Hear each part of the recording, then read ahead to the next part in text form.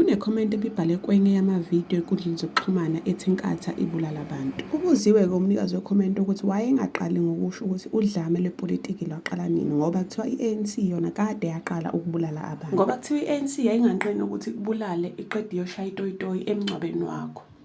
Ake ngikhulume nawe Mhlonishwa. Ngikuqondise nje umntana ekhehla. La mokhuluma wathi inkatha yabulala abantu.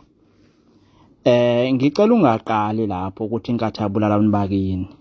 Qala ekutheni udlame lwepolitiki liqale nini. I-ANC iqala ukubulala abantu beAZAPO 1984. Ihlasela uDr Ebenezer Maqina lapha ePort Elizabeth.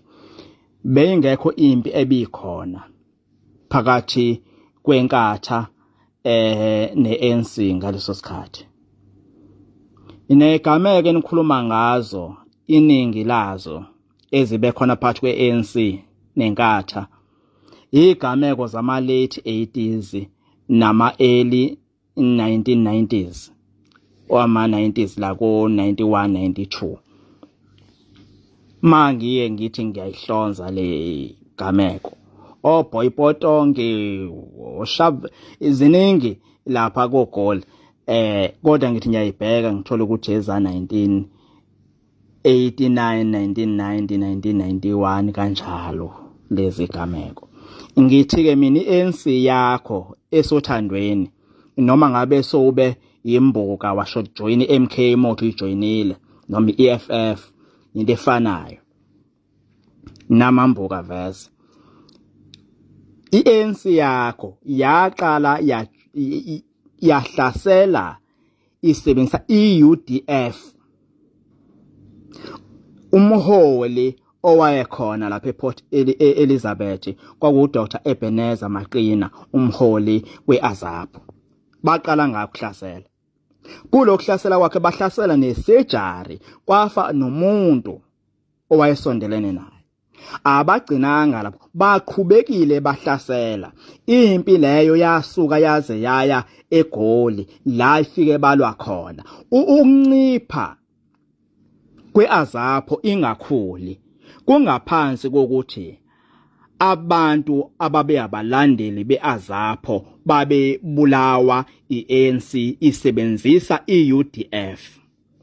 Ake sithola ama fact njengoba enjalo. IPAC ayisalanga elinye lamaqembu elabulawela abaholi. uMartin Tebogo Mohawu omunye wabaholi owabulawa wePAC lapha eGoli. Owekade eboshiwe eRobben Island eboshela ukulwisana neapartheid. But ngoba iANC yayifuna ukuthi iqede ngamanye ama-organization abantu abampisholo yakubona kufithi ukuthi ibabulale akafanga yedwa wafa nabanye abaholi. Ngicela ukuthi njengoba ngikhuluma nawe uhambe uyokubheka phansi lokho engikhuluma ngako.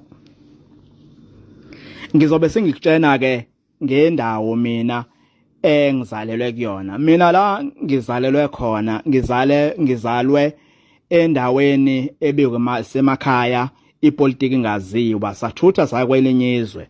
Masifika khona bonke abantu bakhona bayiANC. Mhlonishwa mina ngiyayazi lento ekuthiwa itrauma. Siphiliswa iANC eyayibhikisha noma nini. Ma behlangana nomuntu endleleni bambuza ama slogan uthola ukuthi akazi slogan umuntu ngoba ipolitiki emakhaya ibingaziwa kangako abize ngesitaki abulawe. Ngiyazi mina ukuthi ANC ike yaba nesikhathi la khona uma uphathi hawu ebelwisana nawe bebulawa abantu abaphatha amahawu kuthiwa yitaki ngoba bekumele kuqedwe ngamabutho kaZulu, bekumele kuqedwe ngamakhosi. Eyangakithi inkosi yakashayisa itoyitoyi iANC bevimba emgwaqweni. Ngendlela amakhosi ebewenza ngakhona iANC. Thina ngakithi besikhokha imali yenhlamvu. Sikhokhiswile iANC. Kungekho mpi lezo inhlamvu lezo beyibuye ibulala amalungu omphakathi. Yabona mfowethu, kukhona abantu ababengayingeni indaba yepolitiki. Labo bantu bebebulawa yi-ANC. Baningi kakhulu. Amadoda amadala asebenzayo bekuthiwa adayisa ngomzabalazo asebenza kanjani ekubeni sizabalazile abebulawa abanumzane bebondla imizi. I-ANC. Wemntana ekhehla, amantombazane abethathwa ayokhempa abheje ngifuna ukukhuluma isiZulu bafike bawabhebhe laba bantu be-ANC ababesatshwa. Kuningi okwenziwa ukuzama ukukhuza lesi sihlava esasingenile ngakithi. I-ANC yayikubulala iqede futhi iyoshaya itoyitoyi emngcwabeni wakho. Ukushiswa kwabantu ngamathayithi nasikwazi nge-ANC. Awusungakhuluma ke. Usungakhuluma okunye. Angikwazi. Mina engikwaziyo kwaba nemhlangano eminingi kuzanywa ukukhuzwa lesihlava lobube okwakwenziwa i-ANC. Futhi okwaxaka kakhulu lento yenzeke sephumile amabhantinti lawa ayeboshiwe e-ANC ejele. Kwaqala kwayimande kwanda kakhulu udlame kubulawa abantu emakhaya. Mina ngitshela ngangakithi amakhosi nezinduna baze bathatha isinqumo esinzima ukuthi no ake silungisele izwe lethu. Ngebhadi uma kulungiswa izwe ake ngikutshene nje ngitshene noma isiphi isilimo esinye sikhona. Isilima sizozwa. Uyabona la kaZulu uma ngizalwa mina mekuzalwa ingane yomfana kuzalwa ibutho. Thina ke singamasosha thina amabutho kaZulu okuzalwa.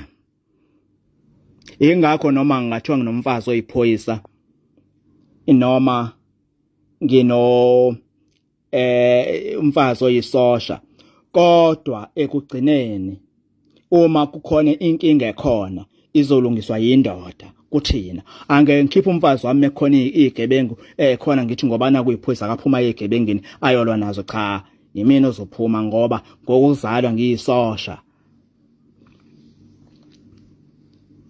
Amasosha kaZulu agcina ethatha isinqumo sokulungisa izwe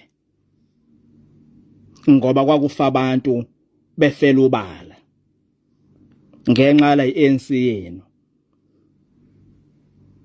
Ngebhadi uma sekuliwa uyalimala nomuntu omsulwa. Hleze emhlonishwa abantu bakini babe msulwa. Bafa kungafanele bebulawa inkatha. Kodwa mhlambe leyo nkatha yayenza lento eyenziwa ngakithi ukuthi kwakuliswana nesihlava sokubulawa kwabantu bebulawa i-ANC. Batholakala abantu bangakini besendaweni edominate futhi i-ANC ewuhlupho. Bane siwakhuluma amaqiniso bafethu sofa singawakhulumanga amaqiniso. Ngiyazwelana wemhlonishwa nawe kakhulu ngokuthi wadlulelwa abantu. Angiqondile futhi ukuthi ngikuzwisa ubuhlungu ngivusa amanxeba kodwa ngifuna ukuthi nomunye umuntu aliqonde udlame ukuthi kwezinye indawo laliqala kanjani.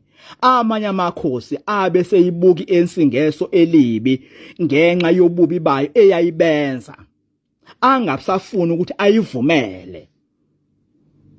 I-ANC yaba ileader yodlame lomuntu onsundu konsundu. Iyona futhi eyathatha izikhali kuqale yasungula i-MK. Leyo MK engakazi yamqetula uhulumeni waseNingizimu Afrika kodwa eyakwenza kuphela ukuthi isabalalisa izikhali ukuthi kubulawane endaweni zamakhosi nasemalokishini. Abantu be-MK baba nesandla ekuthini babulala abantu endaweni zamakhosi nasemalokishini. Iyona into ababa busy ngayo wemhlonishwa. Kufanele ngikutshene yabo ukuze nomunye umuntu ezwe mina ngiyalwazi udlame ngangikhona. Angizwa ngomlando ukuthi inkatha yabulala abantu noma iANC yabulala abantu. Thina sasithi mesiye esikoleni sibe novalo. Ngikhumbula izingane ezayiphuma kwisigodi seANC kakhulu zazisivimba thina esazi ukuthi siphume endaweni yenkatha, zazisivimba zize iphathi ngisho oqhwasha idubula. Wena wawufuna ukuthi inkatha ihlale isonga izandla